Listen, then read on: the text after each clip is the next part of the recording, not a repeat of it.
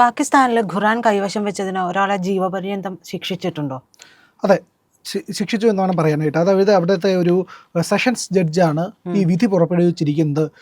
മുബാറക് സാനി സാഹിബ് എന്ന് വിളിക്കുന്ന മതപണ്ഡിതനായിട്ടുള്ള ഒരാളാണ്. അയാൾ അഹമ്മദീയ മുസ്ലിമാണ്. മുസ്ലിം തന്നെയാണ്, മുസ്ലിമുമായിട്ട് വ്യത്യാസമൊന്നുമില്ല. അവരുടെ നിലപാടുകളിലാണ് കാര്യങ്ങളിൽ ചില വ്യത്യാസമുള്ള അഹമ്മദീയ മുസ്ലിമായിട്ടുള്ള മുബാറക് സാനി എന്ന് വിളിക്കപ്പെടുന്ന മുബാറക് സാനി സാഹിബ്. അദ്ദേഹത്തെയാണ് ലൈഫ് ടൈം, അതായത് ജീവപര്യന്തം തടവിന് കൈവശം ഖുറാൻ വെച്ചുവെന്നും ഖുറാൻ പഠിപ്പിച്ചുവെന്നും പറഞ്ഞുകൊണ്ടാണ് ശിക്ഷിച്ചിരിക്കുന്നത്. അതായത് അഹമ്മദീയ എന്ന് പറയുന്ന മുസ്ലിം വിഭാഗത്തിനെ പാകിസ്ഥാനിൽ ഇവർ നിരോധിച്ചിട്ടുണ്ട്. നിരോധിക്കുക മാത്രമല്ല, അവരെ പരസ്യമായി ആക്രമിക്കുക, അവരെ കൂട്ടക്കൊല ചെയ്യുക, അവരെ ഇല്ലായ്മ ചെയ്യുക, ഇതൊക്കെയാണ് ഇവർ ചെയ്യുന്ന പ്രധാനപ്പെട്ട പരിപാടി. പാകിസ്ഥാനിൽ ചെയ്യുന്ന വക്താക്കളാണ് ഈ അഹമ്മദീയ മുസ്ലിങ്ങളുടെ പ്രത്യേകത എന്ന് പറഞ്ഞു കഴിഞ്ഞാൽ അവർ സമാധാനം, അവർ പറയുന്ന hated for none, love for ആൾ എന്ന് പറയുന്ന ഒരു വിഭാഗമാണ്. അവർക്ക് ഈ പറയുന്ന അപരവിദ്വേഷമോ മറ്റുള്ളവരെ കൊല്ലണമെന്നോ ഈ പറയുന്ന കാഫറിനെ കൊന്നാൽ സ്വർഗം കിട്ടുമെന്നോ പറയുന്ന വിഭാഗക്കാരല്ല. അവർ സമാധാനത്തിൻ്റെ, ശാന്തിയുടെ, സ്നേഹത്തിൻ്റെ, പരസ്പര വിശ്വാസത്തിൻ്റെയും ബഹുമാനത്തിൻ്റെയും ആശയങ്ങളാണ് കൈമാറാറുള്ളത്. അവർ ഈ പറയുന്ന ബംഗ്ലാദേശിൽ നടക്കുന്ന ഹിന്ദു കൂട്ടക്കൊലയ്ക്കെതിരെ ശക്തമായി പ്രതികരിക്കുന്ന ആൾക്കാരാണ്. അവർ കൃത്യമായി പറയുന്നുണ്ട്, ഇതല്ല ഇസ്ലാമിൻ്റെ രീതി, ഇത് ആകരുത്, ഈ രീതിയിലാവരുത് ഇസ്ലാമിൻ്റെ രീതി എന്നുള്ളത് പറയുന്നുണ്ട്. കൃത്യമായി പറയുന്ന കാര്യം എന്ന് പറഞ്ഞു കഴിഞ്ഞാൽ ഖുറാനിൽ ഈ രീതിയില്ല, ഖുറാനെ ദുർവ്യാഖ്യാനം ചെയ്താണ് ഇവർ ഇത്തരത്തിൽ പ്രചരിപ്പിക്കുന്നതെന്നും പറയുന്നുണ്ട്. 1889 മിർസ ഗുലാം അഹമ്മദ് ആണ് ഇന്ത്യയിൽ ഈ പറയുന്ന അഹമ്മദീയ വിഭാഗത്തിൻ്റെ മതത്തിനെ സ്ഥാപിച്ചത്. ഇത് ഇസ്ലാം തന്നെയാണ്, ഇസ്ലാമിൽ നിന്നും ഒരു വ്യത്യാസവുമില്ല. അവർ ഈ പറയുന്ന അപരവിദ്വേഷമില്ല എന്നുള്ള ഒരൊറ്റ കാര്യമേ ഉള്ളൂ. മതയുദ്ധം അവസാനിപ്പിക്കുക എന്നാണ് അഹമ്മദീയ മുസ്ലിം വിഭാഗം മുന്നോട്ട് വയ്ക്കുന്ന ഏറ്റവും പ്രധാനപ്പെട്ട ആശയം.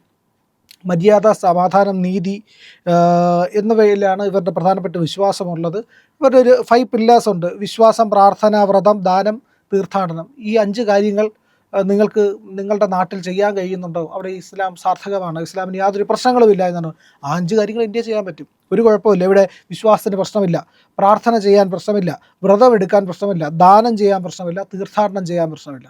ഇത്രയും കാര്യങ്ങളിൽ ഇസ്ലാമിന്, ഒരു മുസ്ലിമിന് ചെയ്യാൻ പറ്റുന്നുണ്ടെങ്കിൽ ആ രാജ്യത്ത് അവൻ്റെ ഒരു പ്രശ്നവുമില്ല എന്നാണ് പറയപ്പെടുന്നത്. അതാണ് ഇവരുടെ പ്രധാനപ്പെട്ട വിശ്വാസവും.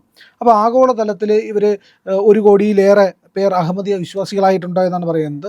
ഇപ്പോൾ ഈ പാകിസ്ഥാനിൽ ഇവരുടെ വിഭാഗം വലിയ തോതിലുണ്ടായിരുന്നു, അഹമ്മദീയ മുസ്ലിങ്ങൾ ഉണ്ടായിരുന്നു. പക്ഷേ ഈ അഹമ്മദീയ മുസ്ലിങ്ങളെ അവിടെ വലിയ രീതിയിൽ ആക്രമിക്കുകയും അതൊന്ന് ആരോപിച്ച് കൊലപ്പെടുത്തുകയൊക്കെ ചെയ്യുന്നത് കൊണ്ട് ഇവരവിടെ നിന്ന് പലായനം ചെയ്തു പോവുകയാണ്. അപ്പോൾ അതിൻ്റെ ഇപ്പോഴത്തെ പരമാചാര്യൻ എന്ന് പറയുന്ന ഹസ്രത്ത് മിർസ മസ്റൂർ അഹമ്മദ് എന്ന് പറയുന്ന ഒരു വലിയ പണ്ഡിതനാണ്. അദ്ദേഹം ഇപ്പോൾ ഈ പറയുന്ന ശിക്ഷിക്കപ്പെട്ട മുഹമ്മദ് സാനി സാഹിബ് എന്ന് പറയുന്ന വ്യക്തിക്ക് വേണ്ടിയിട്ട് എല്ലാവരും പ്രാർത്ഥിക്കണം, ദുആ ചെയ്യണം എന്ന് പറഞ്ഞുകൊണ്ട് ഒരു പ്രഭാഷണം നടത്തുന്ന വീഡിയോ യൂട്യൂബിൽ ഉണ്ട്. അത് വലിയ തോതിൽ ആൾക്കാർ സ്വീകരിക്കുന്നുമുണ്ട്. ഇത്തരത്തിലാണ് പാകിസ്ഥാനിൽ നിരന്തരമായി ആക്രമിക്കപ്പെടുകയാണ് അഹമ്മദീയർ എന്ന് പറയുന്നത്. നമുക്ക് ബംഗ്ലാദേശിലെ കാര്യം എടുക്കല്ലോ. ബംഗ്ലാദേശിൽ ഹിന്ദുക്കളെ കൊല്ലുന്നു, ബംഗ്ലാദേശിൽ ക്രിസ്ത്യൻ പള്ളികൾ ആക്രമിക്കുന്നു, ബംഗ്ലാദേശിൽ വലിയ തോതിലുള്ള ഭീകരവാദം നടന്നുകൊണ്ടിരിക്കുന്നു, സ്ത്രീകളെ കൂട്ടബലാത്സംഗം ചെയ്യുന്നു, വീടുകൾ കത്തിക്കുന്നു. അങ്ങനെ വലിയ അക്രമവും അതിക്രമവും നടന്നുകൊണ്ടിരിക്കുകയാണ് പാകിസ്ഥാനിൽ. ഇത് കാലങ്ങളായിട്ടുണ്ട്. പാകിസ്ഥാനിൽ സ്വതന്ത്രമായിട്ട് മനുഷ്യർക്ക് ജീവിക്കാനോ നടക്കാനോ കഴിയാത്ത സാഹചര്യമാണ് എന്നുള്ളതാണ്. അത്രയേറെ പ്രശ്നമാണ് പാകിസ്ഥാനിലുള്ളത്. അപ്പോൾ അങ്ങനെയുള്ള പാകിസ്ഥാനിൽ അവിടുത്തെ മുസ്ലിങ്ങൾ പോലും, അഹമ്മദീയ മുസ്ലിങ്ങൾ പോലും വലിയ തോതിൽ ഭീഷണി നേരിടുന്നു, ആക്രമണം നേരിടുന്നു എന്നുള്ളതാണ് ഇപ്പോൾ വരുന്ന ഈ വാർത്തയിൽ നിന്ന് നമുക്ക് മനസ്സിലാകുന്ന കാര്യം. എന്താണ് ചെയ്ത തെറ്റ്? കയ്യിൽ ഖുറാൻ വെച്ചു എന്നുള്ളതാണ്. ഖുറാൻ കൈവശം വെക്കുകയും ആ ഖുറാൻ പഠിപ്പിക്കുകയും ചെയ്തു. അല്ല, അവര് പഠിപ്പിക്കുന്നത് കാഫിറുകളെ കണ്ട കൊല്ലണമെന്നല്ലല്ലോ.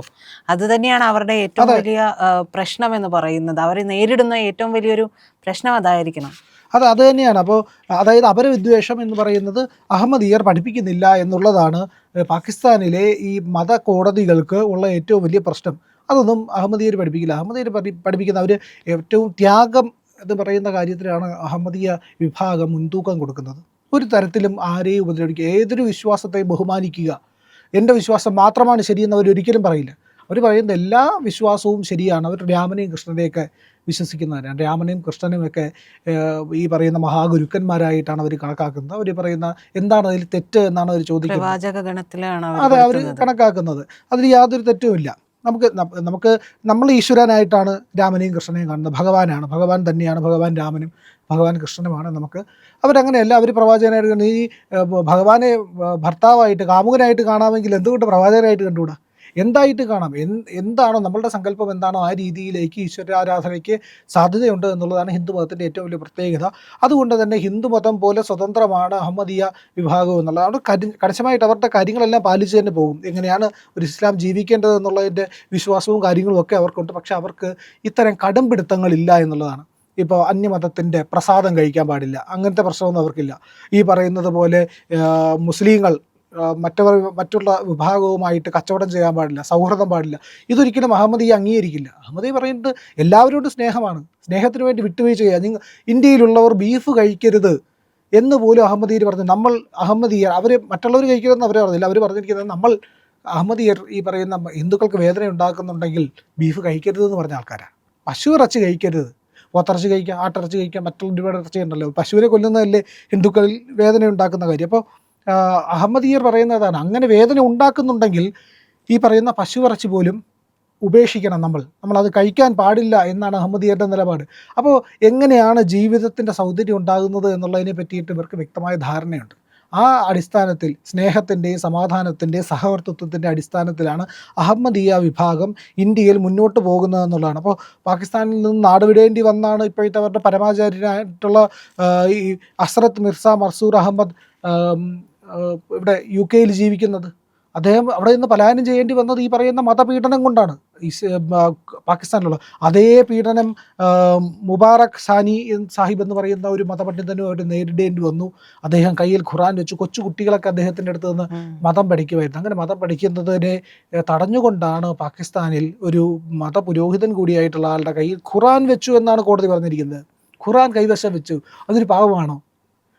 ഈ പറയുന്ന ഇസ്ലാമുമായിട്ട് ബന്ധമില്ലാത്ത, ഇസ്ലാമുമായിട്ട് പ്രശ്നമുള്ള രാജ്യങ്ങളിൽ പോലും ഖുറാൻ കൈവശം വയ്ക്കുന്നതോ അത് പഠിക്കുന്നതോ ഒന്നും ഒരു പ്രശ്നമായിട്ട് കണക്കാക്കാറേയില്ല.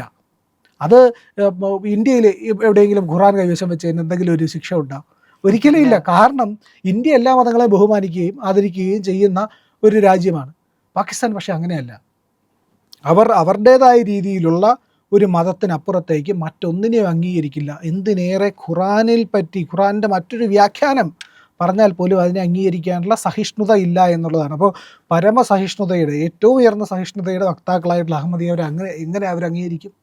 അവർക്ക് ഉൾക്കൊള്ളാൻ കഴിയൂ? ഏറ്റവും ഇന്ത്യക്കാരെ വെറുക്കണം, ഇന്ത്യക്കാരെ കൊല്ലണം, നശിപ്പിക്കണം എന്ന് സ്കൂൾ തലം മുതൽ അങ്കണവാടി മുതൽ യൂണിവേഴ്സിറ്റികൾ വരെ പാകിസ്ഥാനിൽ പഠിപ്പിക്കുകയാണ്. ഇന്ത്യയെ നശിപ്പിക്കുക, ഹിന്ദുക്കളെ കൊല്ലുക, ഇതൊക്കെയാണ് പാകിസ്ഥാൻ പഠിപ്പിക്കുന്നത്. അതിനെതിരെ നിൽക്കുന്ന ഒരു വിഭാഗമാണ് അഹമ്മദീയർ. അഹമ്മദീയർ നിരന്തരം പറഞ്ഞുകൊണ്ടിരിക്കുക, ഹേറ്റഡ് for none, love for all. ആരെയും വെറുക്കുന്നില്ല, എല്ലാവരെയും സ്നേഹിക്കുക. ഈ മുദ്രാവാക്യം വിളിച്ചു കഴിഞ്ഞാൽ പാകിസ്ഥാൻ സഹിക്കൂ.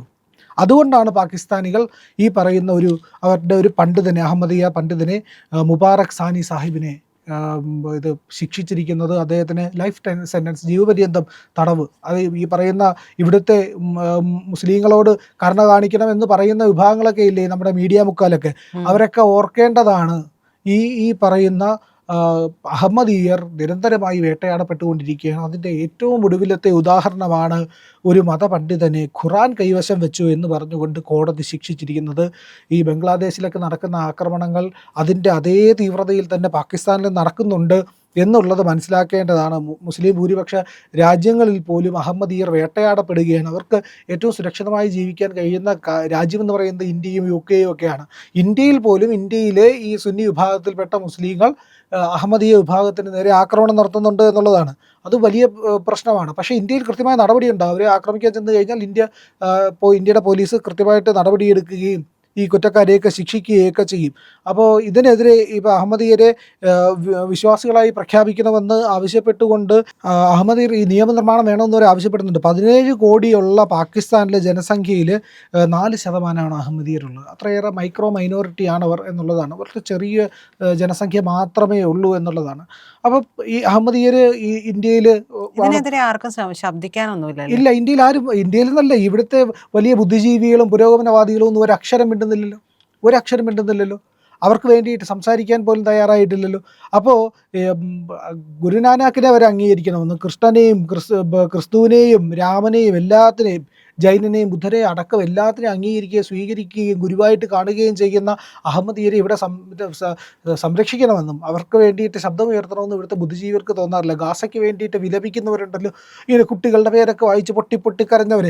അപ്പോൾ ഈ പൊട്ടി കരഞ്ഞവരൊക്കെ ഒരിക്കലും ഈ അഹമ്മദീയ മുസ്ലിങ്ങൾക്ക് വേണ്ടി സംസാരിക്കുന്നില്ല. അവർക്ക് വേണ്ടിയിട്ട് അവരെ നിരന്തരമായി വേട്ടയാടുന്നതിനെതിരെ സംസാരിക്കുന്നില്ല എന്നുള്ള ഏറ്റവും ദുഃഖകരമായ കാര്യമാണ്. കയ്യിൽ ഖുറാൻ വെച്ചതിന് മുബാറക് സാനി സാഹിബ് എന്ന് പറയുന്ന ഒരു പണ്ഡിതന് നേരിടേണ്ടി വന്നത് വലിയ പീഡനമാണ്. അദ്ദേഹത്തെ സെഷൻസ് കോടതി വിധിച്ചിരിക്കുകയാണ് ജീവപര്യന്തം ശിക്ഷ. അതും കയ്യിൽ ഖുറാൻ വെച്ചിരുന്നു എന്ന് പറഞ്ഞിട്ട്.